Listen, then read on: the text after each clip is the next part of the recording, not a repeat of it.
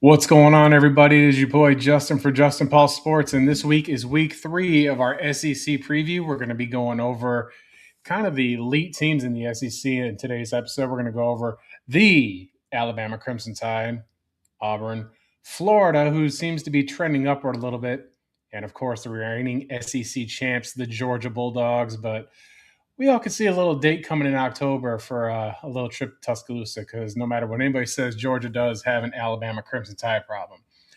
But speaking of problems, we're going to solve a few problems, ladies and gentlemen. My co-host with the most. Before we get started, this is Bobby from Bobby's Big Board. Bobby, what is going on? We got 10 viewers. I want to thank you guys for tuning in. Spending your Wednesday with us. You know, this is going to be our weekly show today. And next week will be the conclusion of our SEC preview before we get into NFL stuff for the season. What's going on in your neck of the woods, Bobby? Man, just staying busy. Happy to talk ball again. I'm really excited about 3 of these 4 teams. One of these teams I'm not so sure about going into the season, but everybody else on this lineup here is amazing. And, I mean, we're going to kick it off with one of the juggernauts right off the rip, so I'm excited. Yep, we're definitely not kicking it off with Auburn for those that are watching. That is definitely not a juggernaut. That is definitely our most confusing team. Jokes aside about Auburn. I mean, they're just grossly inconsistent. That seems to be their Achilles heel. I did like to hire them getting Alex Golish, but what they've had there forever has just been an amusing tragedy for them. I mean, and the way that they've choked games down there, you know, like the curse is dead. I'm not going to hear all this about Jordan Harris haunted. Get out of here. Get out of here with that nonsense. I can't believe Coach Saban said it was too, but nonetheless, let's go ahead and start with the first team, the almighty Alabama Crimson Tide. And they are, you know, last year when we did our SEC preview, everybody was all about Texas, and I famously went on record to say Texas might not even be a playoff team. And because I know ball, I was proven to be right, ladies and gentlemen. I do pay attention to college football, the elite conference, which is the SEC. And I'm looking forward to this season. I feel like this year's team is going to be Kalen DeBoer's really entrenched in what he wants and what he expects from a program. There's been a lot of off-season speculation about him. You know, the outside media is like, oh, Alabama's going to get ready to fire this guy. I don't think so. I don't even think Alabama fans feel that way. I think that they've actually shown patience. I think that they understand that the coach that just got replaced, you're not going to see that kind of season. I don't think from any teams really are going to be able to carry that kind of sustained success. Personally, you know, I know this is a previous show, but personally, I think they're fine. First year, they had, 25% of the team hit the portal. Isaiah Bond left, McLaughlin left, Caleb Downs left, Julian Sand left. If those 4 teams were on your program and they all left in a transfer portal, you would definitely feel it. I don't care who you are. And 2 of those guys went to Ohio State. And Ohio State ended up winning the championship the next season. So it made sense. I understand why some of them left. You know, they were saying it's an Alabama discount. And then last year we saw Saban's fingerprints still on the program a little bit with Caden Proctor and Ty Simpson. Those weren't necessarily a full recruiting class of Kalen DeBoer's guys. And you've got some guys transferring in. But now it feels like you're really going to kind of see what he's able to do. He's got the quarterbacks that he's recruited, running backs that he's recruited. There's going to be some change on the offensive line. Michael Carroll's back. What do you got going on for Alabama? I know usually you're kind of segueing all this stuff in, but on this one I was taking full charge here. So, yeah, I mean, they went 11-4 last year, 7-1 in the SEC. You know, they lost to Indiana. I mean, a pretty bad loss in the quarterfinal, but, not as bad. It aged pretty well. They end up winning the whole damn thing. And I think you're right about Kalen DeBoer. I think he's got a pretty long leash right now, unless he just really just botches this whole thing over the next couple of seasons.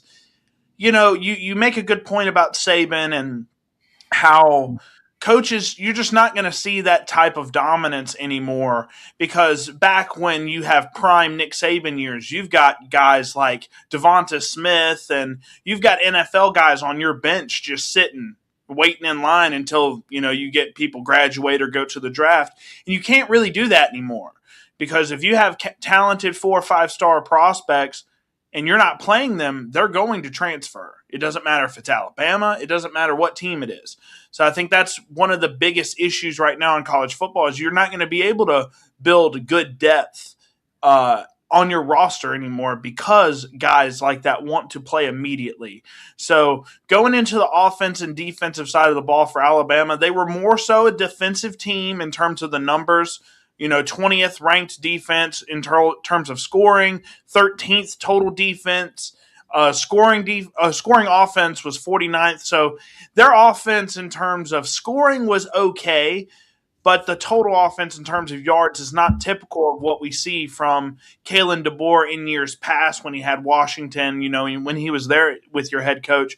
So I think the biggest issue that I saw in terms of when I watched the film for Alabama was the rushing department. And they only had 104 yards per game rushing at 3.4 yards per carry, which is abysmal. So if they can open up the running lane a little bit more this coming year, and I know Austin Mack and Keelan Russell are kind of fighting for the quarterback job. If y'all can get that running back room fixed up and efficient, it doesn't matter who the quarterback is. I think both of those guys are more than talented where they don't have to be Superman and they can go out there, play off the run, and be a successful offense. Yeah, it's going to be, they haven't declared, I guess you're going to say, who a starter is. It's leaning towards, there's speculation that's leaning towards Keelan Russell, 5-star recruit. Yep.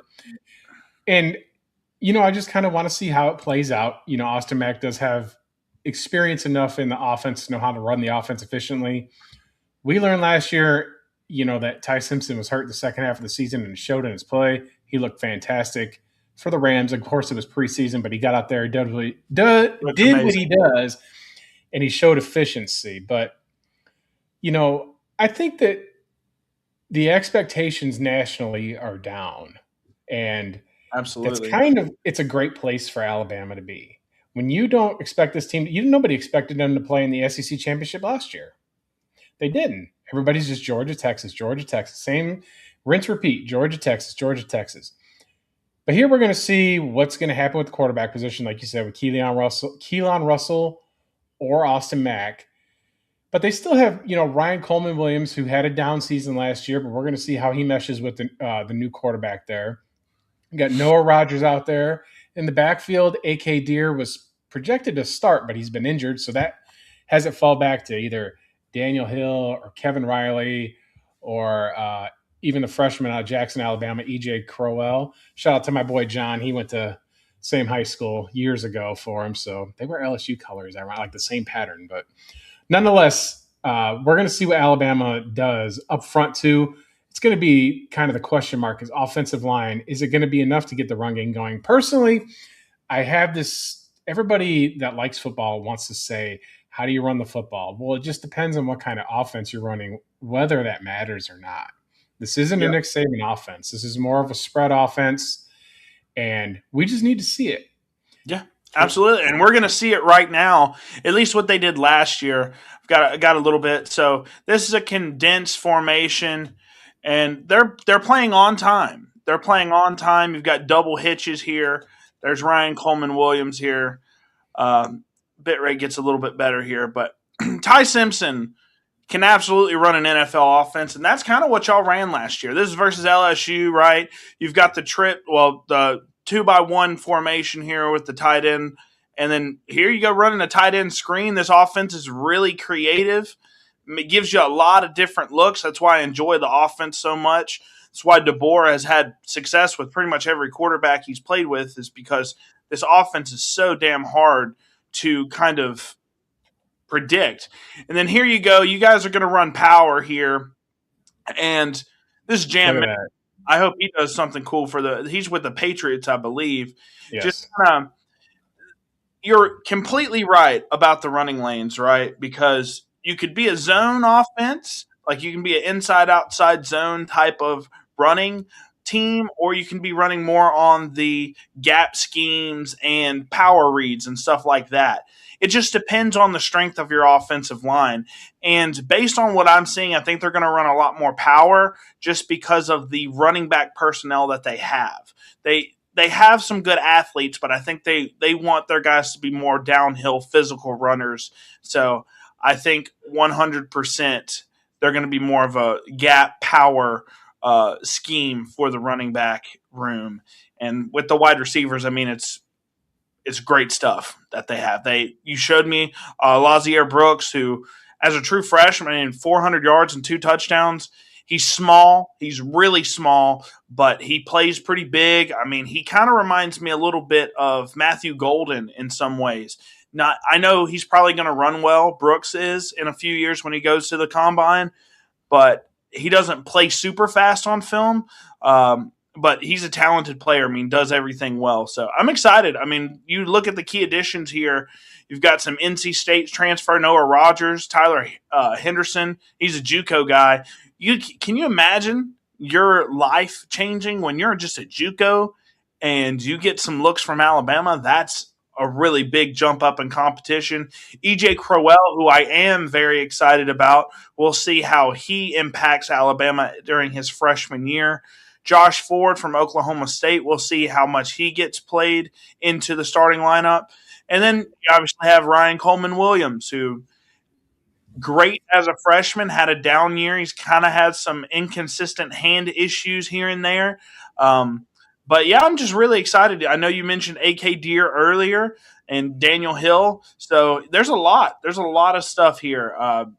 Michael Carroll as well. So you see them losing Ty Simpson, big loss. I thought he was one of the best quarterbacks in college football last year. Jam Miller was pretty underrated. And Jeremy Bernard. Guys, I know we're not talking dynasty right now, but if you guys can go grab you some Jeremy Bernard shares, if y'all Jeremy. Third round picks or something like that for Jeremy Bernard right now, I guarantee you he is the perfect Pittsburgh Steelers wide receiver. I'm telling you guys now, he's going to make a significant impact for the Steelers this year. So shout out Jeremy Bernard. Love that guy. But overall, what do you think about the returning offense and kind of the additions that Alabama brought in? Well, I want to see what they do. I really want to see. I'm really looking forward to the East Carolina game, not because it's a season opener, but I just kind of want to see how they come out last year. They come out flat against Florida State on the road. Yep. I don't think they're going to have that kind of problem in the first game of the season, but East Carolina's got an experienced football team. But we've already touched a lot on the offense, and I'm curious to see how that's going to play out. But with Alabama, what we talked about at the beginning here, their strength is defensively. They've got Yonze Pierre coming off the edge like a madman. He's going to be back, getting the pass rush, getting after the quarterbacks of the SEC. They've got the secondary is, I think, the best in college football. Keon Sabb comes back. Dejon Lee comes back. He's going to be a sophomore with those big old arms. Xavier Brown returns. And that monster Bray Hubbard last year was named SEC preseason, I think, first team All-American already. The secondary for Alabama is elite. And I think that because you have an elite secondary, if you can get a little pass rush, I'd like to see Alabama kind of run a cover too, because I don't think that they need to hold on for dear life back there. If you're going to get a pass rush and get in the backfield and make it hard for the quarterback with just your front four with the occasional blitzer, you're going to see you're going to have to give up short yards. I don't think they're going to be giving up the big plays. And these guys all have experience. You know, there's Sabb, I think, was injured for a little bit last season, but all these guys come back. They know the scheme. There's no change on the defensive side of the football with the scheme, no change in coordinators. Both the offensive and defensive coordinator return. That's going to be a huge thing in college football. Yeah. I think Alabama's a 10-win football team. I think that they win 10 games. There's 2 games on there that I think that are kind of, up in the air, but I think that we're going to give the Crimson Tide here a little more grace than most of the national media. And I'm not just saying that as a homer, but because I'm a fan. But, they just want to beat this team up because they've been everybody's father for so many years. Everybody's father. They've owned everybody. People were screaming up a hill that they made the playoff last year because of the SEC title game. But there's only one team that's gone into Athens in the last 7 years and won, and it was Alabama.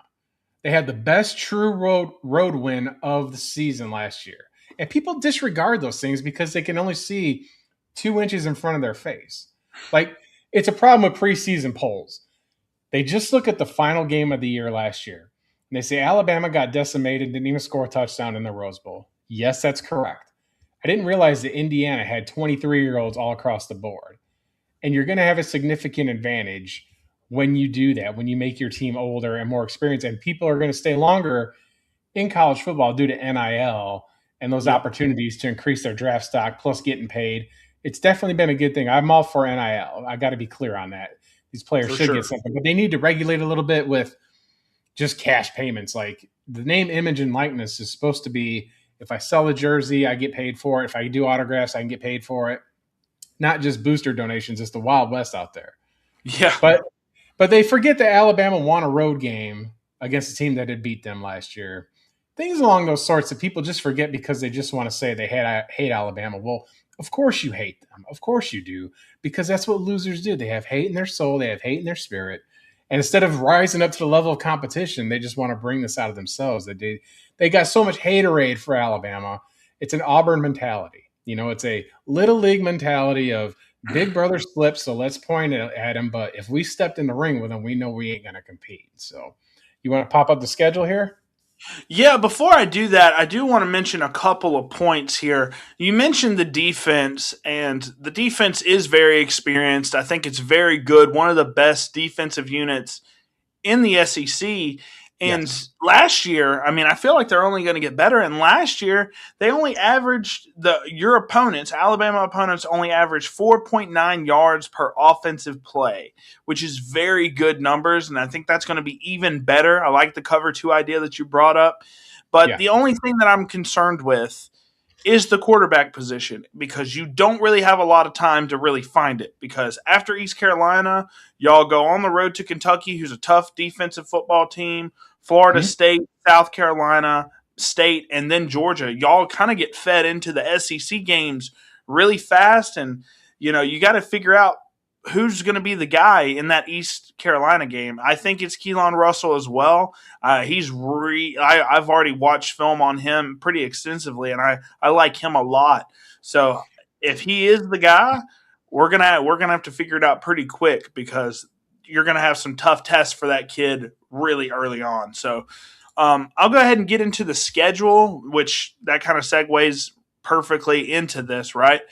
You've got East Carolina at home, Kentucky on the road, Florida State. Y'all get to avenge that, hopefully.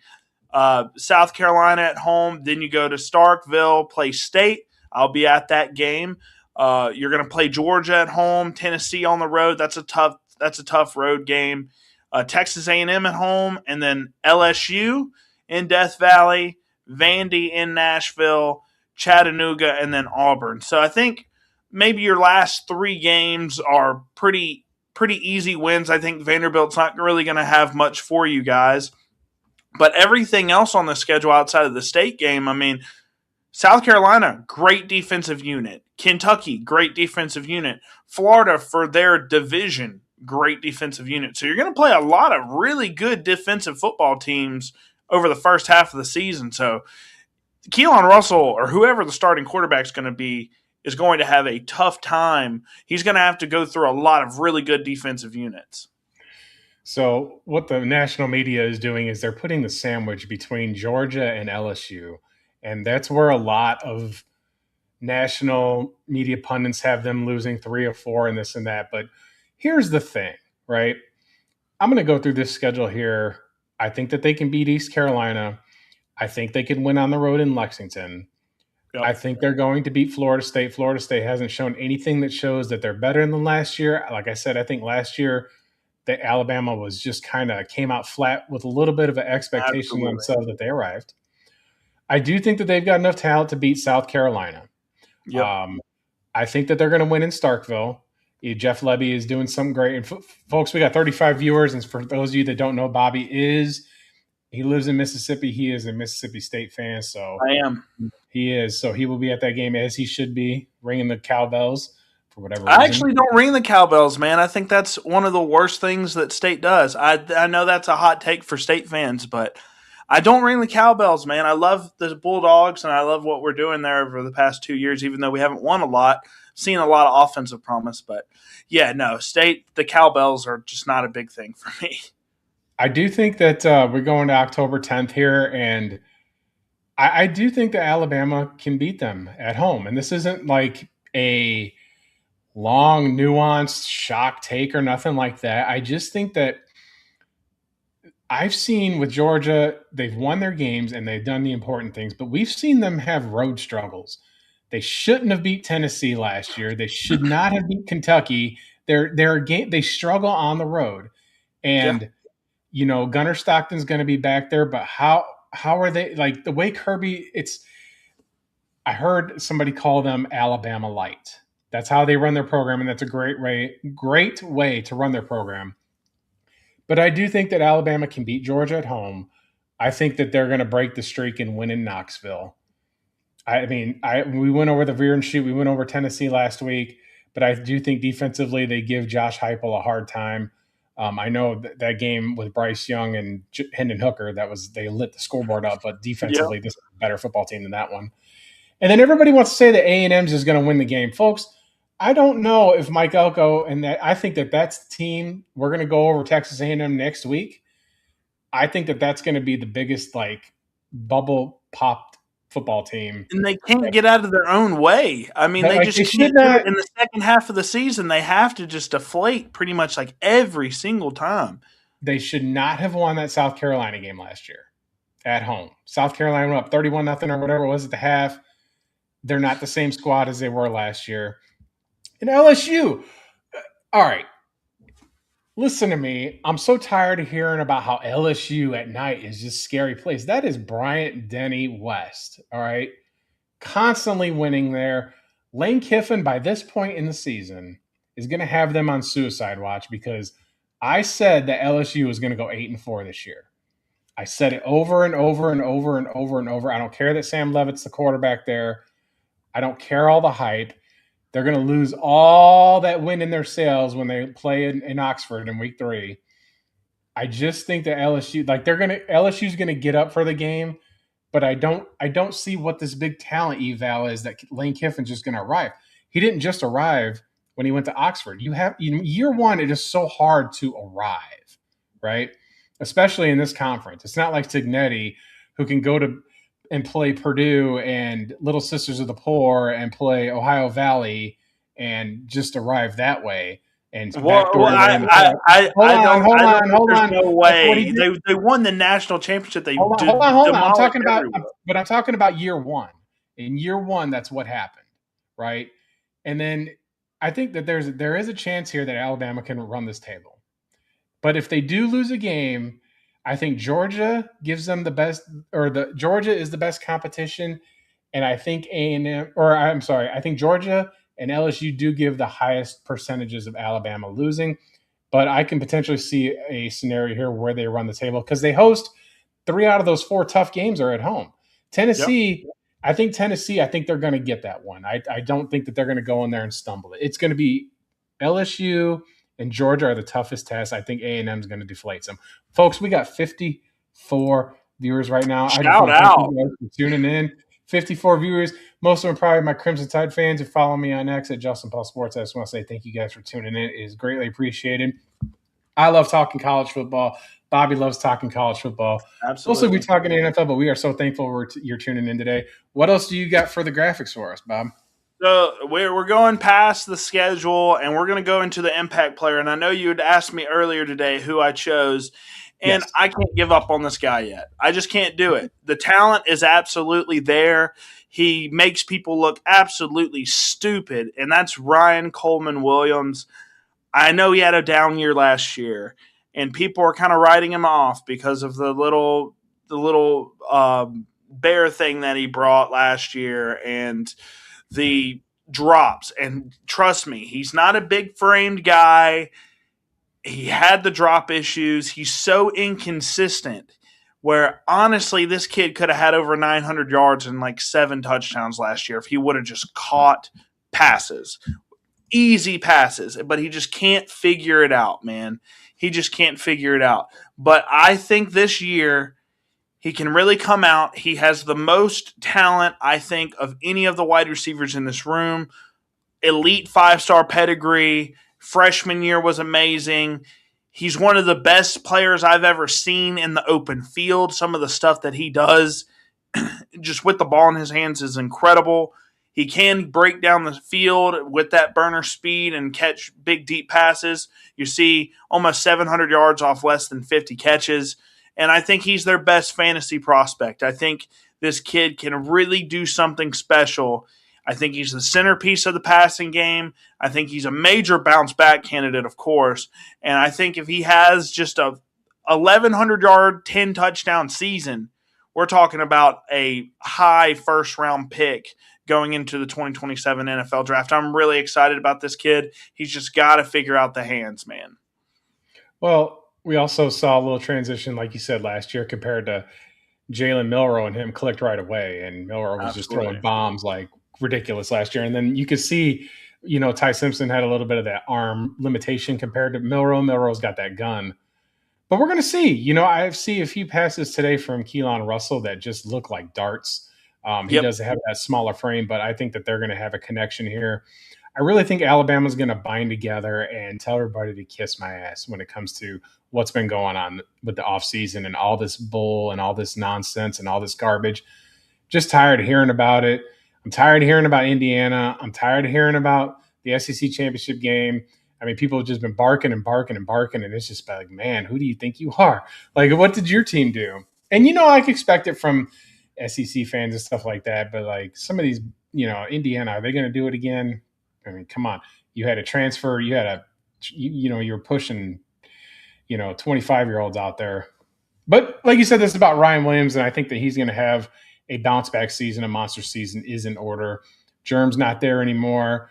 Isaiah Horton's not there anymore. So it's going to be a little inexperienced, but it's him and Brooks have experience, and they're just going to start clicking with the quarterback. Like you said, they got to get it rolling right away with East Carolina. Yeah, and I'll go ahead and pull up some of the film for Ryan Coleman Williams. I mean, he's ridiculous. And you'll see that here. One moment. Let me mute this. And you're going to see Ty Simpson. Look, this is one of the things. He's a great route runner. He can really get open a lot of the times, and you'll see him on this crossing route here, or I guess, kind of a slot out route here, just able to get open, no problem. And then this is the type of things that we need from him more often. Is just running this little kind of scissors concept against LSU, go up, grab the ball, come down with it. That's what y'all need from Ryan Williams this year. Is able, because he's absolutely has that ability, but he just has to show up and be consistent with it. I know he's not the biggest frame. I think he's like 180 pounds, something like that, 6 foot maybe. So he's going to have to figure that out. But Ty Simpson, man, one of the things that I got out of watching this film the most was how good Ty Simpson was. And then this is the part, I'll rewind this one more time. This is the part, this is one of the FCS opponents that you guys had last year. What he can do once he catches the ball, he turns into a runner immediately and he can stop and go so quickly that it's just, that's the biggest part of his game. I think if y'all utilize him on screens more, get him in open space, find ways to get him down the field looks as well, I think Ryan Coleman Williams easily surpasses 1,000 yards. He just has to get that confidence back. He's a really smart kid as well. I saw him on John Gruden's podcast with him and Isaiah Horton last year, and he's just a really smart kid. He knows exactly how the game of football is supposed to be played. He just has to get the hands under control, man. That's the biggest concern with him right now. Yep, we got big expectations for him. Hopefully, I know that there might be a little pushback here, but hopefully he gets rid of the stuffy, the doll, and just gets out there and plays football and focuses on that. This is a man's game, and you got to be tough, especially when you play here. The expectations here are always going to be through the roof. It's always, like there are a lot of teams that get satisfied and comfort with their accomplishments, but that does not happen here. It does not matter who the coach is. The fan base will absolutely eat you alive if you do that. They've got big hopes for him. They haven't quit on him. They want him to be great. Nothing but the Tide. I like Alabama to make the SEC championship again. I'm just going to make that proclamation right now. I think that based on the schedule, it is favorable. They got the teams at home. They've got returning players, and we're going to see a Kalen DeBoer team do Kalen DeBoer things. Coach Saban, God bless him, but he's on game day. He's not coming back. He's doing draft stuff. It's his time. It's his time to shine. He got an extension. His job's not on the line. And you could see him deal with the pressure the first 2 seasons, I would watch him on Hey Coach, just like after that Florida State game, how he just absorbed all of it and got them ready and got them out there next week and put up 70 on ULM. But nonetheless, the ability to overcome after tough spots was great. They did it after getting annihilated in the SEC championship game. They went on the road in Oklahoma, were down at half, came back strong, came back to win the game on the road against a team that beat them at home. So there's a resilience there that I do like to see. He doesn't lay down. He's got an all shucks kind of Big Ten, not Big Ten, but just a Midwestern vibe to him, which is off putting to most SEC fans. But this dude's a winner, man. He's a winner, and I'm glad he's a coach.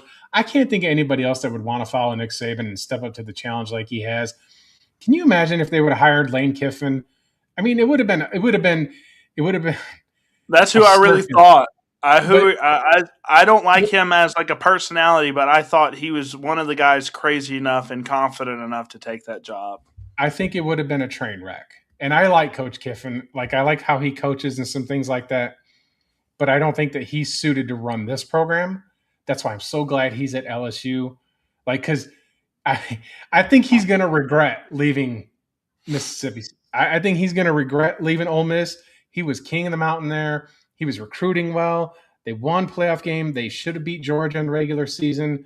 They did beat Georgia in the playoff. And you left at the peak but money talks. And LSU basically wiped out every single penny they had in the government to pay off Brian Kelly. And this is what they're married to him now. Yep. So we'll see. Yeah. So we'll go ahead and get into our next team now, which is one of the teams that's the most confusing, but it is a team that I'm somewhat excited for, and that's the Auburn Tigers.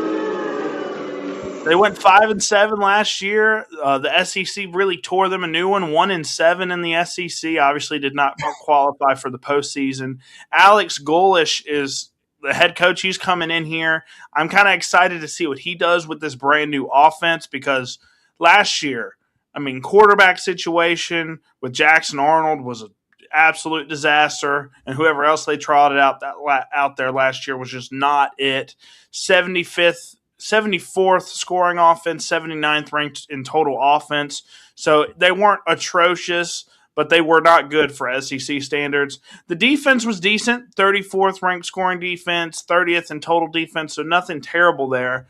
But this is basically Alex, the new head coach. He's importing a new offense into an already pretty decent defense. So I am excited. I think they will improve. And overall, what do you think about the Auburn Tigers? I know their quarterback is coming in from USF, which I'm really excited about him. We'll talk about him in the next few slides. But how do you feel about the Auburn Tigers? I know they're the rivals of the Crimson Tide, but yeah, how do you feel about them? Do you think they improve, or how do you feel like they've done in terms of moves throughout this offseason? How do I feel about Auburn? I feel nothing but disdain for Auburn. That's how I feel about them. But let's talk about Auburn for a minute here. They keep cycling through coaches. I thought that a few years ago they should have given Cadillac Williams a chance. He was an alum. He loved being there, and you kind of want to see that. And when he was the coach there, they did fight Alabama tooth and nail. Respect for Cadillac.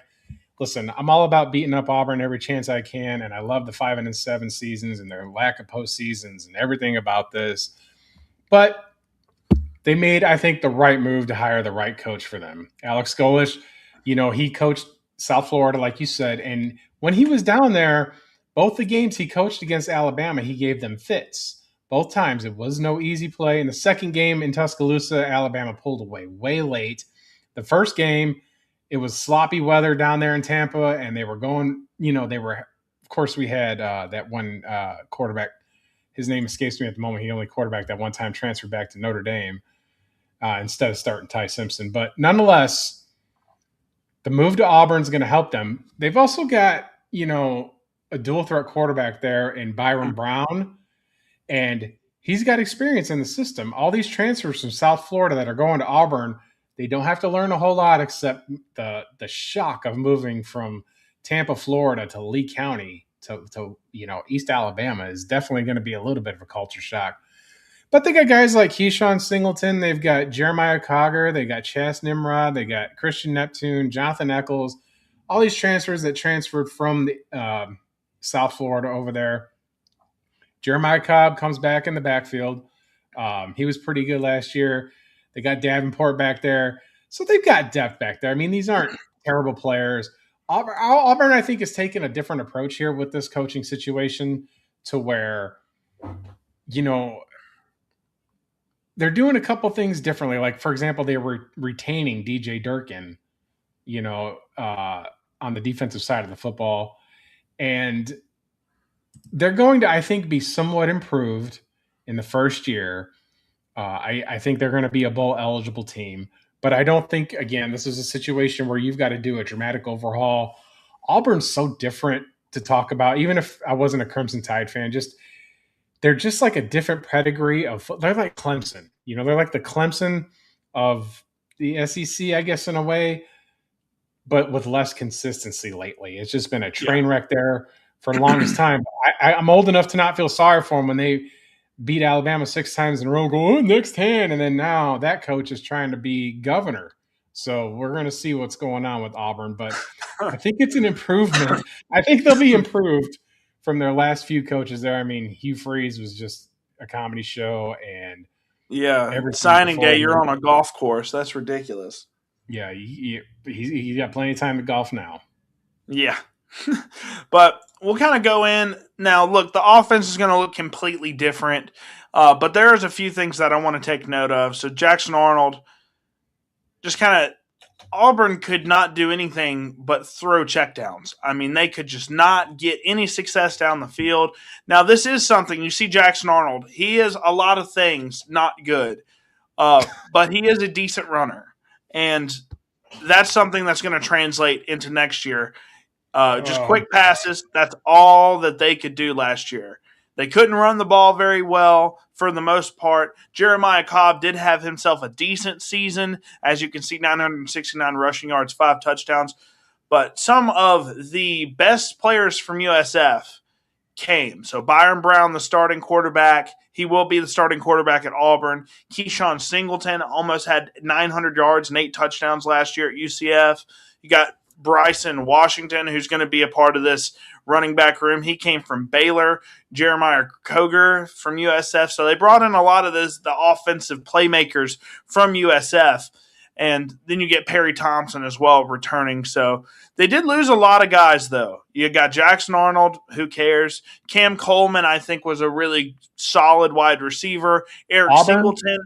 Hold on. I don't want to interrupt you there, but Cam Coleman, if I was Auburn, right, I would have given him the keys of the kingdom. There's enough talent there. I know he went to Texas.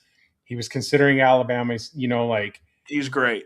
He's a very, very good football player. But we saw what he did at the end of the Alabama and the Iron Bowl. He fumbled the ball at the end of the game, and maybe they felt that he quit on the team. But I would have really pressed hard to keep him. I think that's the one that really gets away from them that they're going to have a difficult time replacing. Even with all these USF guys coming over there, it just, like, that's a guy you just got to keep almost at all costs. And it could have been one of those things where Cam Coleman didn't want to stay. Maybe. Even because you are bringing in all these USF guys that obviously the head coach is going to have some preferences towards already because they already know his offense, right? Yes. So Cam Coleman could have left because of that issue. And then Eric Singleton, I don't know if you guys watched our SEC preview last year. Eric Singleton was my highlight player for Auburn last year. Didn't have the year I thought he was going to because this offense sucked so bad. But Eric Singleton ends up going to – where did he end up going? Let me see. It doesn't matter. He got the hell out of Auburn. He did. Well, hey, don't worry. We'll talk about him in a moment. I remember seeing his name today. Eric Singleton, he leaves, goes to another SEC team, and Malcolm Simmons also leaves. So they brought in wide receiver help, but they're also losing a good bit of wide receiver help as well. So I'll talk more about Byron Brown, but I really like the USF offense last year. Now, the past few seasons, I don't know exactly how to feel about, because it feels like this is just like a one year wonder. They were 7-6 the prior 2 seasons of him coming in. They were 9-3 last year. And honestly, the USF schedule last year was brutal. I mean, they had Boise State, they had a bunch of really good ranked teams last year. Had Florida State right after the Alabama win, if I'm not mistaken, pretty early on, right? So they had a lot of really solid football teams playing at USF last year, and they kept winning. They just kept winning and showing up big time, and Byron Brown's a big part of that. So I'm excited. I think we'll get into the schedule in a minute, but I think they're at least a 7-win football team. Yeah, I kind of got that. That's kind of pretty much where I got them. I think the most they can do is 8-4, but Yeah. I think a Birmingham Bowl is what's going to happen here. I mean, and quite honestly, like I know we like to pick on the bowl system here, but if I'm Auburn and I qualify for the Birmingham Bowl, I go there and I recruit it like hell. You recruit in state. You get everybody, like, I know that that's a fun bowl to make fun of. Like, it's a SEC joke bowl. But you got to kind of take advantage with everything you can, especially in your first year. They really need to go full court press on it. I hope they don't. I hope Auburn fumbles everything away. I mean, when they lose, it's just like it's not amazingly, it's not as gratifying as when the Vols lose. But this is still like, little brother like to kick them around a little bit and kind of enjoy when they fall. So I'm glad Cam Coleman left as a Bama fan. But like it was smart for Golich to bring his quarterback and 2 wide receivers with him. So that's a healthy way to start your program. Get serious about recruiting. Get serious about how players are loyal to him. I mean, we don't talk ACC football here, but how many players left Penn State to go to Blacksburg to go play for Coach Franklin down there? Yep. And raise the expectations. I mean, if you're willing to leave Happy Valley to go enter Sandman every week and try and rejuvenate that program, to try and compete with Miami and Clemson and along those sorts. So you can be loyal to a coach because you know his system, you know what he's like. And we live in an era where there's no consequence of transfer, and the NIL could be better. So all these factors go in. I mean, yes, the NIL, I'm assuming, at Auburn is going to be better than it's going to be at South Florida. Yeah. So we'll go ahead and get into the schedule, like you said. Look, there's no easy schedules in the SEC, but they do open up their season versus Baylor. Then they get Southern Miss at home, Florida at home, Vandy at home, and then Tennessee on the road. That's going to be a rough one. Georgia on the road, rough one. LSU at home, probably not winnable. Ole Miss at Oxford, probably not winnable. So, I mean, they've got a lot of games on here that's tough. Like after the Vandy game, it's that 4-week stretch of Tennessee on the road, Georgia on the road, LSU at home, Ole Miss on the road. Those are probably all 4 losses at the very minimum. I mean, I don't see them winning any of those. And then, I think it's 5 losses. I think Alabama is their 5th loss, and then they go 7-5 on the year. So 7-5 or 6-6 feels right. I mean, yeah, they could easily drop the Florida or the State game, something like that. Last year, they did go down to Baylor and put the belt to them down there in Waco. And, I just don't know how they're going to come out this year. Southern Miss is not going to be a good football team. I just think that any SEC team could beat Auburn. I think Auburn could beat half of these teams on their schedule.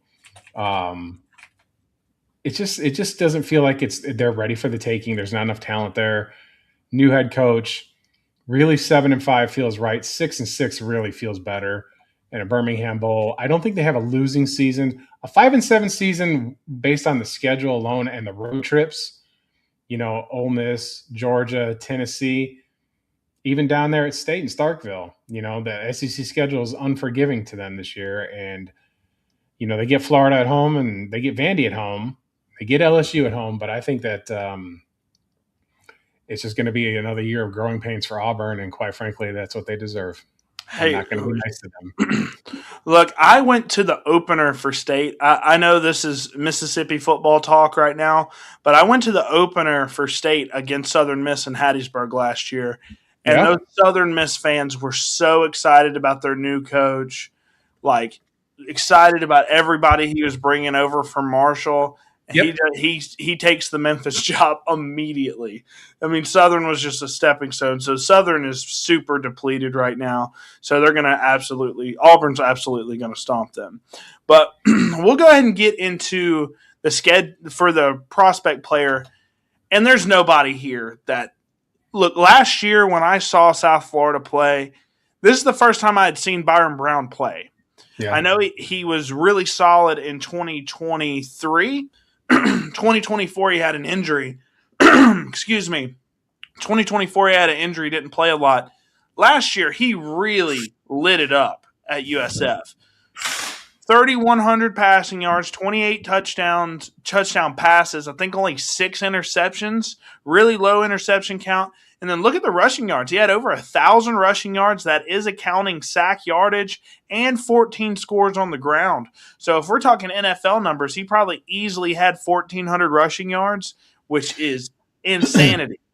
So we're talking a proven dual threat quarterback that, his ball placement is pretty solid. Maybe the arm's not all the way there, but he's got an offense that he already knows all the ins and outs of. Right, and he gives elite rushing upside. We'll look at some of his highlights because he's ridiculous. I think he's the QB1 easily, and I think if he's able to be drafted inside the first 2 rounds, I don't think that happens for the NFL draft. If he has like a Heisman level season here at Auburn, which that's the level of player Byron Brown is, in my opinion. If he comes out there, wins a Heisman for Auburn this year, and goes inside the first 2 rounds and lands for like a Cleveland or something, he is one of the most exciting fantasy quarterbacks that we've seen in quite a while come out. So Byron Brown is a guy you need to look at. And we'll go ahead and get into the stats here, or the highlights, because here he is versus, I want to say, this is Kentucky, I think. But you'll see him kind of on the QB power. He's a big kid. He's got great footwork, great rushing ability. And that's Boise. Oh, Boise State, that's right, when they were ranked 17th. Here he is on the read option. Look, get off of me. That's a Boise State defender. Just run straight through him. I'll show you that one more time. Boom, get off of me. And he does that a lot. That is part of the concern, though. He does like to put his shoulder down, likes to play big, likes to play strong, and in the SEC, the defenders aren't just going to be taking little licks like that for nothing. So he's going to have to. I will credit him for that. I will credit a quarterback who plays to win, right? Yeah. I mean, I'm not of the crowd that says you got to protect yourself at all times. You're trying to win the damn football game. So good on him for doing that. That's the kind of stuff that your linemen are going to like. Your team will get hyped up. You're the leader of the football team. He already looks like he's going to be a good foundational piece for Auburn by the fact that he's not scared to take those hits. He's going to be stepping up in competition. He knows the system with the coach. It's going to benefit Auburn, sadly, for me. But I just think that, like doing stuff like that, you're showing that you're not a coward. So I've always commended quarterbacks, even if they're players. I mean, look at that throw. Yeah, look at that throw. And now the throw is easily open, but he throws it on the line. He's got a pretty solid arm, nothing crazy. But here's one more highlight here where he just walks up in the pocket, runs, and then this is the speed. I mean, he's a big kid. And then, hey, just for good measure, Zero, how about this? Take the shoulder as well. Thank you. That's 6 points for my team.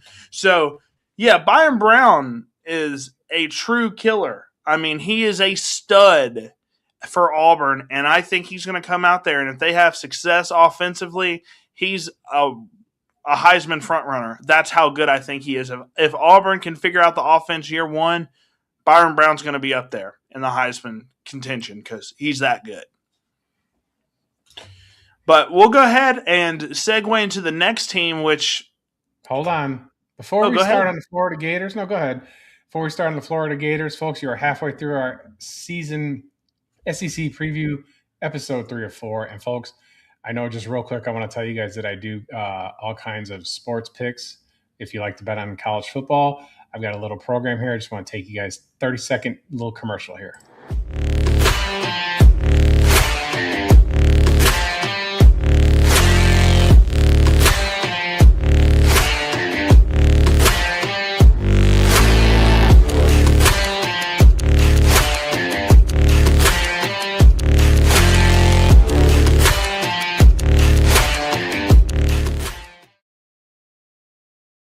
Right now, we have 80 viewers. I want to thank you guys. Thank Shout you guys out. for tuning in. 80 viewers. That is the most we've ever had on a preview show live in real time. We've covered the Green Bay Packers in the playoff games, and we've had dumps like where 100 people will drop in and say hello and help grow the channel. Yep. So I want to thank you guys for tuning in, whether you're tuning in on YouTube or X. We absolutely love the SEC. It is the premier college football conference. I don't care who's won the last three natties. I don't care. I don't. You just play in a little. There's three elite teams, and then the rest of you guys are dogpile Well, garbage. just look So at the top 25, right? You look at the top 25, how many SEC teams are in the top 25 every year? We've got the highest quality. I know the Big Ten's top heavy, and they've got, Ohio State and stuff in there. But, yeah, I mean, the SEC is where the best football is played, and it's just fact.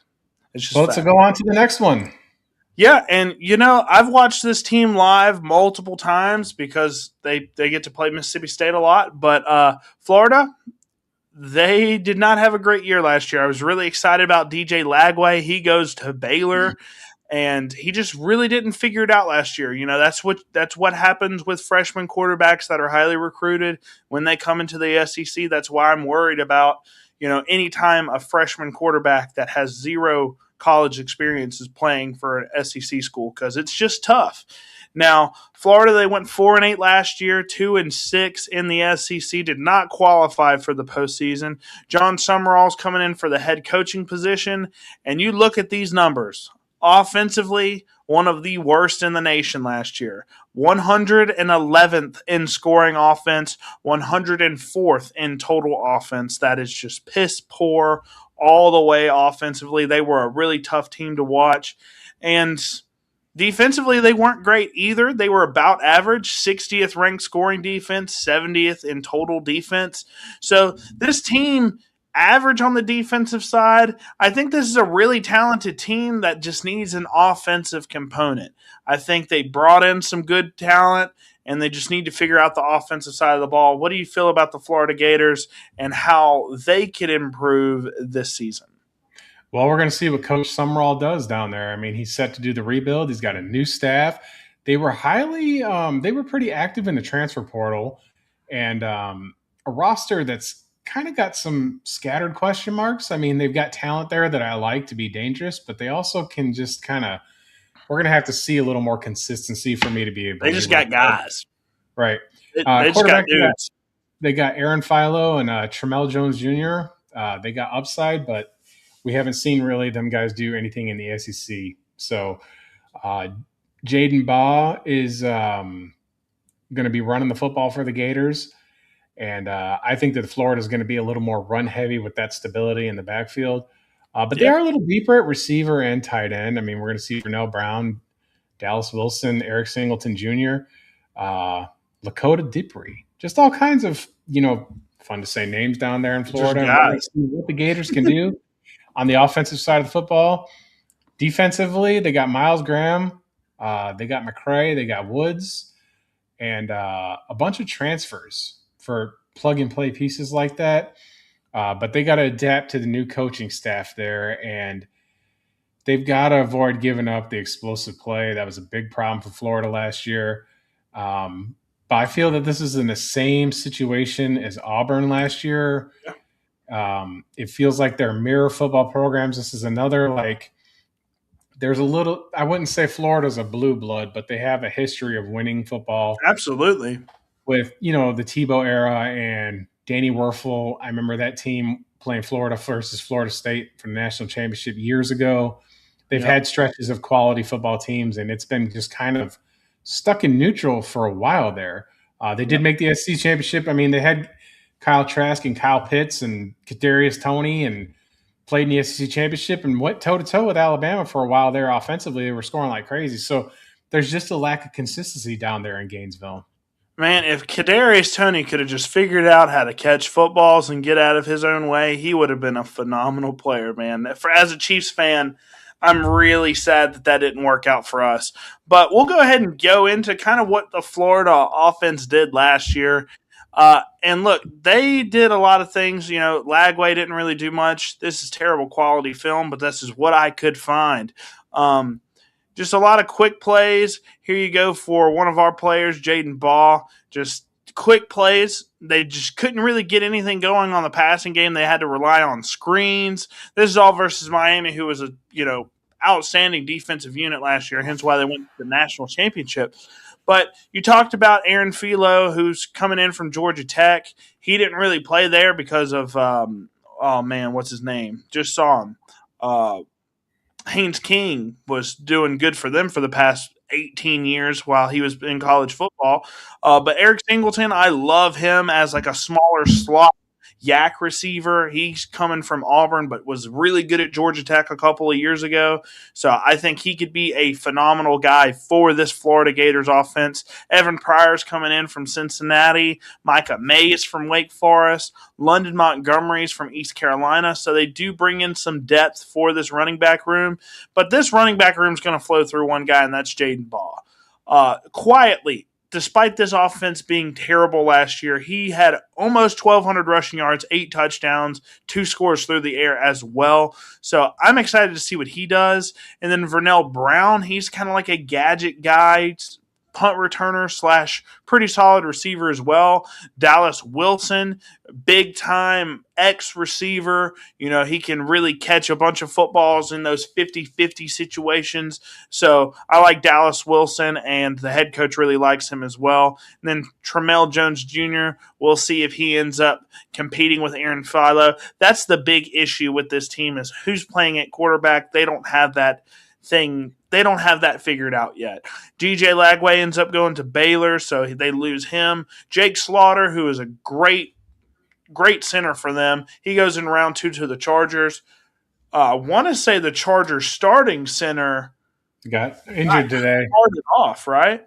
So yes. Jake Slaughter's probably going to play a good amount of football this year. And then Austin Barber, one of their tackles, went round 3 to the Browns. So that's another big question. You get a quarterback with very little experience, whoever you go with, and you've got basically kind of like a rebuilding offensive line. So that's another thing that I'm worried about. But we'll go ahead and get into the schedule. I'm not really super excited about anything. I think if they get decent quarterback play, then I don't think this offense can be terrible with, Singleton, Brown, and Dallas Wilson. I think that wide receiver core is good enough to be something if the offense can click and the quarterback can figure it out.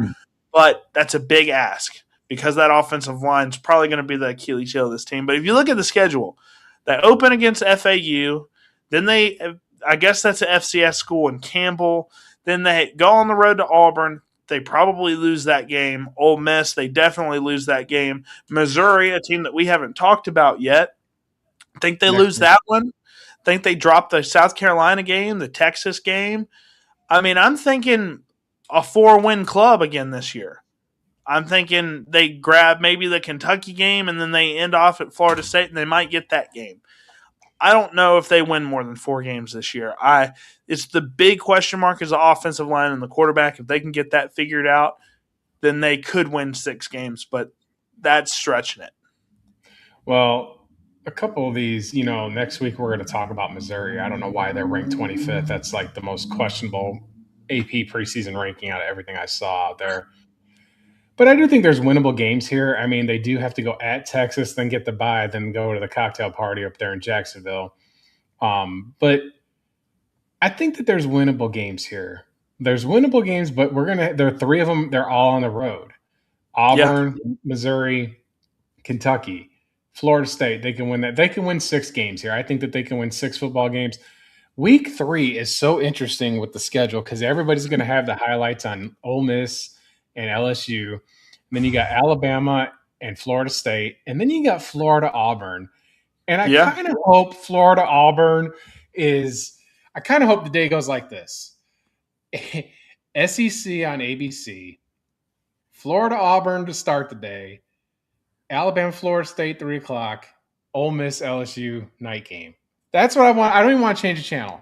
I just want to see Florida Auburns. I'm just so intrigued because they're 2 mirror image, new coach, new situation, SEC opener for both of them.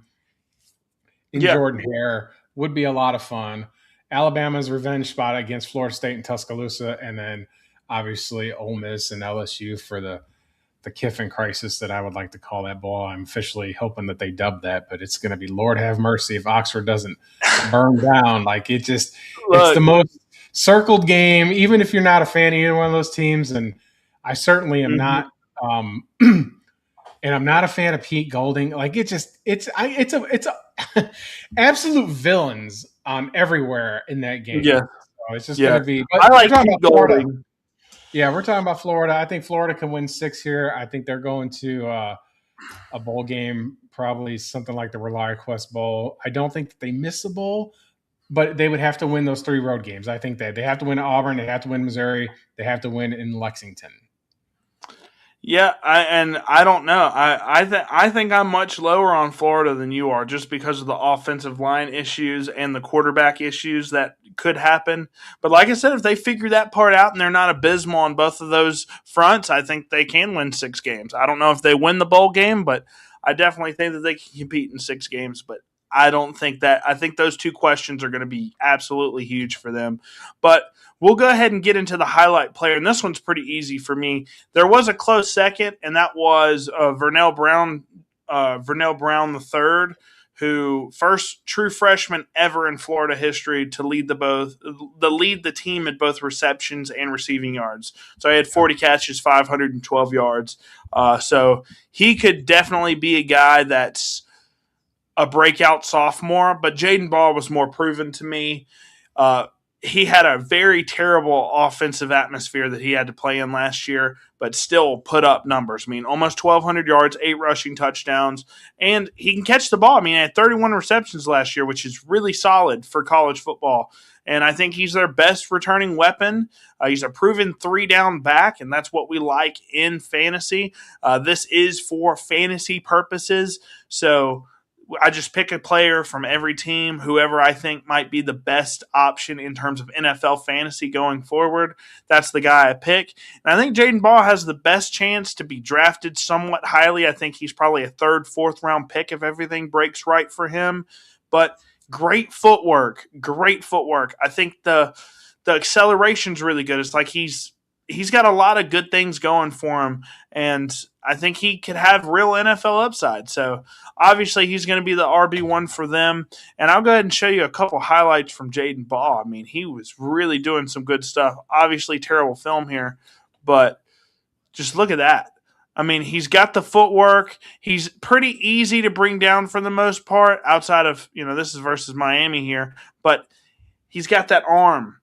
He's got that Derrick Henry type arm. Look at him switch. This is another thing that I love about. He's got the ball in his left hand, switches it to the right hand, get off of me, and scores a touchdown. That's great high-level stuff there. And then here's another one on the toss play. And then this is just the acceleration, right? Yes, this is Florida State. But we also got to look at number 8, sealing the edge right there on 27. That's why it's a touchdown. Absolutely. Right there. And that's a wide receiver doing that. I want to say that's who wears number 8? Let me see. But while you're looking at that, just a real quick fantasy question for you. Yeah, absolutely. I just want to know your trade value. Both teams are contenders. Yep. One team receives Jahmyr Gibbs and Jaylen Warren. The other team receives a 27 mid-first, a 28 mid-first, a 29 late-first, Breece Hall, and Bichelle Tootin. I mean, that's – so people overvalue running backs in Dynasty. I don't think there's a single running back right now that's worth more than 3 firsts. I don't think there's barely any players that are worth more than 3 firsts. I think Josh Allen's probably worth more than 3 firsts, and that's it. Jahmyr Gibbs, you're talking about, I think Jaylen Warren's worth probably a 2nd-round pick, like an early to mid-2nd-round pick. And then Jahmyr Gibbs is worth probably 2.5 to 3 firsts. I don't think anybody's worth more than that. So if you look at the math there, you've got 3 firsts and an early to mid-second worth of value in Jaylen Warren and Jahmyr Gibbs. Then you go over to the other side. You're getting 3 firsts already. Then you're getting Breece Hall, who I think is worth probably a late first right now, a mid to late first. I'm leaning late first. So you're already getting a late first worth of value out of that already. And then You've got Bashal Tootin, who I think people are genuinely throwing second-round picks at right now. So you're getting an extra first worth of value. So I would say yes to that for sure. Since I know your team already is kind of rebuilding, right? No, this is in another league, so I was just Oh, curious. okay. Yeah, Let's get back to Florida. Let's get back to Florida. But this is a fun play I found. So obviously he sets the edge there, gets the touchdown. But here he is in the Wildcat. Now this is kind of hard to see, but that's the start-stop ability versus Florida State. I know it's hard to see, guys. Trust me, I try to get my hands on the best film that I can, and sometimes it's just really hard to figure out. But it's just the start, the kind of like the LaShawn McCoy-esque, where he can stop, start, reset his feet, and just make guys miss. Now, he is pretty easy to go down once you get your hands on him, but if he gets the arm out and extends, and if he can make you miss, he kind of reminds me a little bit of Emmett Johnson at Nebraska, who I was super, super high on.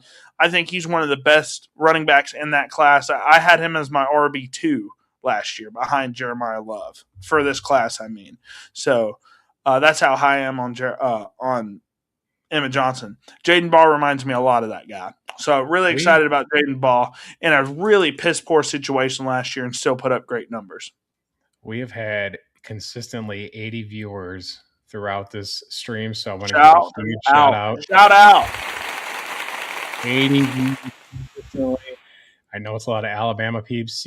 Next week's show is not going to be as action-packed with the teams that we're covering. I know we're about to cover the last team, right? We're about to segue into the Georgia Bulldogs. Absolutely. That's the last team we're going to cover, folks. I've already showed you my college football picks, $24.99 a month or $5.99 per day, depending on how you want to do it. I've got over 40 years experience when it comes to sports betting, and I don't just do college football. I'm going to show you one more trailer, and it is for the NFL Edge Vault. Take a quick peek.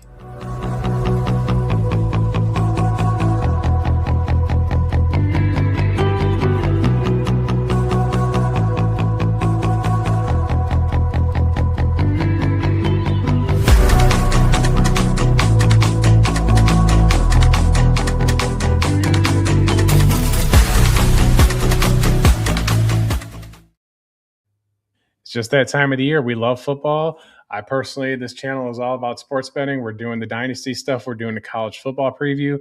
But I've got free picks up there as well. Just go to winnable.com/Justin Paul Sports. I'll put it here in the banner so you guys can see. And again, I've got free picks. I don't charge a lot for them because I know that gambling is hard for a lot of people. But sports betting is something that's my passion.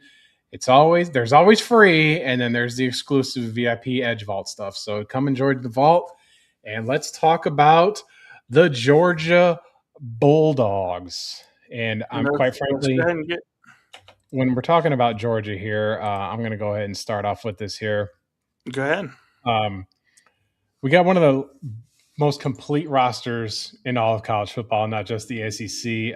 They're definitely a championship contender again. Kirby Smart has done fantastic work there. Everything he learned about winning, he learned in Tuscaloosa. There's zero doubt about that. But it's all about Gunnar Stockton, what he's going to do over there. He's got experience. He played tough last year. He was productive. But he's got to make less mistakes and be a little more consistent, I think, for them to sustain a high level of the expectation that they have down there in Athens. But the backfield, let's just talk about it. Nate Frazier's back. Chancey Bowens is back. They got Dante Dodwell, Dwight Phillips. It's a deep, deep running back room over there in Athens. They're going to do a lot of great things running the football. Cass Jones went pro. I think he's trying out for the Chargers. The receiving room's a little bit less talented. I mean, Zachariah Branchard, I know you're high on, went to the NFL. Absolutely. But they have Isaiah Canyon, I think is his name, from the transfer portal. Yep. And they got London Humphreys, Taylon Taylor, CJ Wiley. There's ability there, but we're going to see if their offensive explosiveness is going to be, I think, through the running game more so than the passing. I just don't think that this is a super elite. I think that it's very it's good. It's not great. Yes. It's good, I think, is the best word that you can say. Now, defensively, they got 8 starters coming back, and that's going to be why Georgia is going to be a tough out this year. Ellis Robinson IV is back, KJ Bolden, Rain Wilson, Chris Cole, Gabe Harris Jr., Zayden Walker. I mean, they're going to be able to carry that team if the offense has their blips, especially when it comes to the passing. Yes. Big potential here, big national championship aspirations here. I mean, there's just not a lot of weaknesses here. Could win the entire thing, could run the entire table, would not Yes. surprise me. Now, look, obviously Georgia has their offensive question marks, like you said, the receiver position. They had multiple people, veteran targets leave. Zachariah Branch, who was their number one target, he went to the NFL, but they went 12-2 last year, 7-1 in the SEC. Lost in the quarterfinal to Ole Miss in a really close game. Kirby Smart, obviously, at this point, probably the best head coach in college football right now in terms of just the consistency of his whole tenure there. Offensively, I know we said they were a little hit or miss last year, but 28th in scoring offense, great. 50th in total offense, which a little above average, but defensively, my God. Look, Great. these numbers do not give Georgia's run defense justice. They were the 10th in scoring defense, so 17.6 points per game allowed in the SEC is amazing. Being top 10 in offense or defense while playing in the SEC is very difficult to do. In total defense, they were 14th. But this is a stat I want to tell you guys. They held their opponents to 81.5 rushing yards per game at 2.9 yards per carry. That is absolutely absurd. That is unheard of numbers. 2.9 yards per carry, 81.5 rushing yards a game. That is how they won a lot of these games. And you know, time of possession was all the way on their side as well. They were basically a running football team. 33, almost 34 minutes of possession time versus 26 for their opponents. So they were massively controlling games, and they had that defense to fall back on if the offense sputtered out a little bit. So that's the biggest thing this year with Georgia is that defense, and it's going to be a powerhouse like it's been for the past few years. And you see they have oh my goodness, I'll talk more about this guy in a minute. Just an inside give. Yeah, I mean, just inside give. But look what they have. They have 4 wide. Well, so that left tackle right there, that left tackle absolutely feasts on that end. I mean, just get out of here. Yeah. And, hey, that's a 20-yard give. And that's what it is about spread offenses. You have to spread out your corners and your safeties to cover the wide receivers. And kind of like the veer and shoot, same sort of offense, but not as, obviously, egregious. Yeah, I would say that. And all it is inside zone. And Georgia loves to run that inside zone. Look at that B-gap just open up. Great tackle there from 10. But here's another play here. This is a double move. Has the Alabama gone. Yep. Xavier Brown. Yeah. And they run these double moves. You know, they like to run the quick game a lot as well, but they'll also run some NFL concepts at you. This is a kind of like an in and up type of play there from number 8. Here's another highlight from Alabama. This is them, and this is just them playing on time. Another play from number 8. They're just playing hitches, kind of. Yeah. Just simple, kind of. They blow over the top, and then they have you play underneath. And it's just really hard to deal with the Georgia offense. I'm not a big Gunnar Stockton guy. That was one of my biggest question marks with Georgia last year, but the defense was so good it didn't matter. But we'll go ahead and talk about the offense. I mean, Isaiah Kenyon's coming from Georgia Tech. Dante Dowdell for Kentucky. He's a power back. He's going to be a big contributor in the goal line sets. Then they got a 5-star freshman tight end and a 5-star freshman wide receiver, Taylon Taylor. And then you got Caden Prothro. Man, come on, guys. Help me out with the names a little bit here. But Taylon, he's going to be your deep threat burner at probably the X position, might play outside in the Z as well. But Gunnar Stockton was not impressed with him last year. If they had a little bit better of a quarterback, I think that they might have won it all last year just because of how good that defense was. And I think Gunnar Stockton honestly held this team back. But he's coming back again. He's got a decent amount of experience now after one season in his belt. Nate Frazier, man, he looks like he gets shot out of a cannon when he runs. He was really good last year. Chauncey Bowens, you mentioned, he'll be back. London Humphreys, who wasn't a big contributor, but he's coming back. Lawson Lucky as well. But you look at the people who left. We'll see at tight end. I mean, they've had to replace Brock Bowers, and then they were high on Oscar Delp, and now they got this guy here. So we're gonna see. I just don't know if he's gonna be as great. He's I think a question mark for them. We just haven't seen enough. I mean, 14 grabs for 4 touchdowns looks good on paper.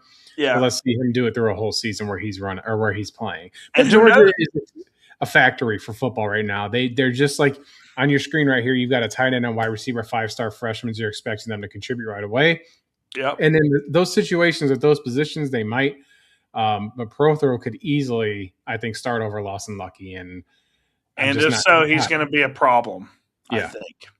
But you talk about Zachariah Branch. I think Zachariah Branch could make a big impact. Big impact in the NFL. That's a guy that you guys should be stashing on y'all's dynasty rosters if y'all can. Dylan Bell, he left. Colby Young, 2 veteran presence at the wide receiver position. They both left. And then Monroe Freeling at the offensive tackle. He was, I want to say, a first-round pick, right? At tackle. One of the Georgia tackles I thought went in the first round. Maybe I'm wrong there. But they've lost some talent. But Georgia and Kirby Smart is just one of those things where every year we see, multiple guys going in the first round for Georgia, and they just keep winning. They just keep bringing guys in and replacing them year after year after year, and it's hard to do that. And that's commendable for Kirby Smart to be able to recruit so well. And Georgia's one of the powerhouses in the SEC. But Zero doubt. Yeah, and we'll go ahead and get into the schedule here.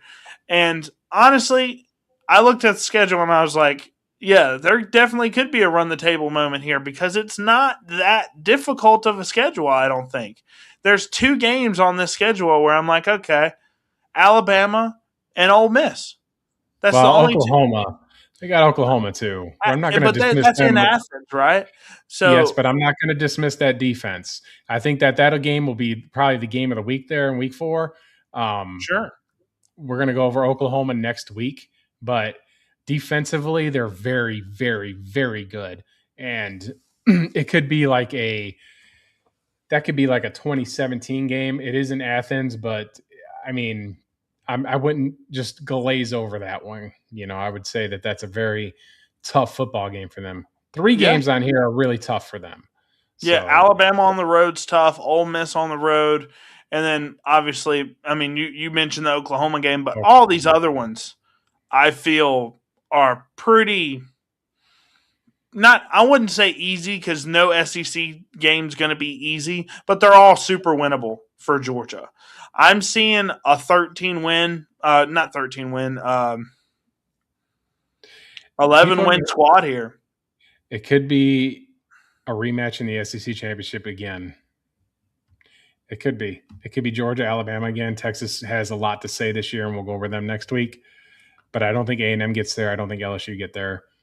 And I don't think Oklahoma get there. For me, it's Georgia, Texas. But Alabama if they can figure out the running back position and the quarterback position and actually get those not structured, but like get hit on that position and be consistent at that position, easily could go to the SEC championship. That's just the biggest question marks for Alabama for me this year.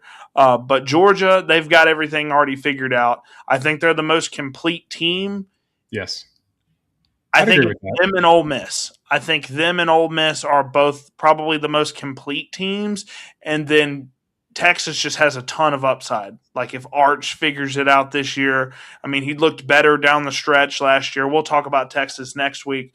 But yeah, I easily see 11 wins here on the schedule. They could win them all, honestly. Yes, they could win them all. But we'll go ahead and talk about a guy that man, I didn't watch a lot of Nate Frazier last year. I didn't. I don't know why. Didn't watch a lot of Georgia football last year, and Nate Frazier was never really a guy that was on my radar.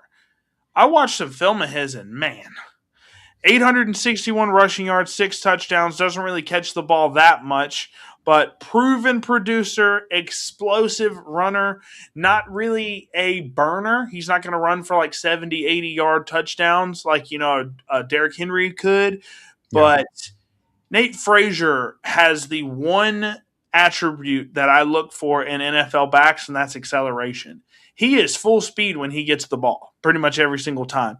I think he's going to have a clear chance to break past 1,000 yards and be a potential day 2 pick. I think he could be a late second, early third round pick if everything breaks right. I want to go into some of this film here because, man, as soon as he gets the ball, I mean, he's full speed. Full speed. Now, obviously, the angle there from Mississippi State, guy almost gets him. So that's the problem. He will get caught. But look at that. Once he gets the ball, I mean, he's just poor Mississippi State. They outrun our athletes, but I mean, just like he's being shot out of a cannon. And then look at the footwork. Ew, that is nasty. That's nasty. Look at that. Look at the shuffle feet. It's like Le'Veon Bell. Exactly. Le'Veon Bell's a little bit, and then look at that. Look at Georgia, and then not Singleton. Wow. He kind of plays like Eric Singleton Jr. in a way where he gets that ball and he's smaller, but he's got to be physical and play bigger than his size. And Nate Frazier is one of those guys that I would absolutely keep on your radar. Barring injury, this dude could be a superstar for Georgia this year. Yeah, Georgia looks really, really good. They should have an amazing season. I wouldn't say doubt, but wouldn't be surprised if they did repeat his SEC championship. So, and that's it for me, folks. That's it. We have had 81 viewers consistently. I just want to give you guys an applause one more time. I want to thank you so much for tuning in to Cover 2 Cap. And next week we conclude. It's week 4. We're going to have Oklahoma, Texas A&M, and the Missouri Tigers, who just don't belong in the SEC, but those are our teams that we're going to go over next week. Got any spotlight players you want to preview real quick for next week off the top of your head? I'd have to look at the film. Arch Manning's probably one of the names that comes to mind, at least for Texas, but I'm going to have to look deep into their roster. And that's what I like doing this a lot, man. Whenever we do the SEC previews, I'm going deep into these rosters, trying to find any name that I can that could be relevant and find some, like Nate Frazier. I wasn't super aware of his game. Love me some Nate Frazier. So I'm excited for next week for sure. Bobby, do you got anything you want to promote on your channel? I'm going to show everybody this is the logo for Bobby's Big Board. He does all your dynasty highlights, everything that you want to know about a prospect for your upcoming fantasy football drafts or your dynasty keeps, sleepers, and stashes. Look, so I'm going to say this. I haven't posted in 11 days. It's been really busy in terms of my personal life right now, but I've had a lot of subscribers reach out to me and say they want some rookie rankings before the season starts. So your wish is my command. I'm going to go ahead and do a top 40 rookies going into the NFL week 1, talking about all of my favorite rookies in terms of where you need to draft them in your rookie drafts. Going to work on updating my rankings as well. I know people really loved the ranking stuff. So going to talk about that, probably go into some more dynasty content as well, especially once the season starts kicking off. So be looking forward to that. Ladies and gentlemen, thank you on Wednesday for giving us 90 minutes of your time. Most of you are watching on this. Really appreciate it. Tune in next week. We're just going to be talking SEC ball for one more week. Then the NFL preseason is going to wrap up. It'll be a Labor Day before you know it. That autumn wind will come in. College football will be in full swing. The NFL will be kicking off. And we will see you next Wednesday. Again, winnable.com/Justin Paul Sports. Free picks, paid picks, anything you want to do. I've been doing this for a long time. I've been a winner. This is how I do it. This is one thing I'm so patient at is doing my sports betting and my sports picks. It's my passion. So I absolutely love it. Thank you guys so much for tuning in. We will see you next Wednesday, 9 o'clock Eastern. Thank you so much.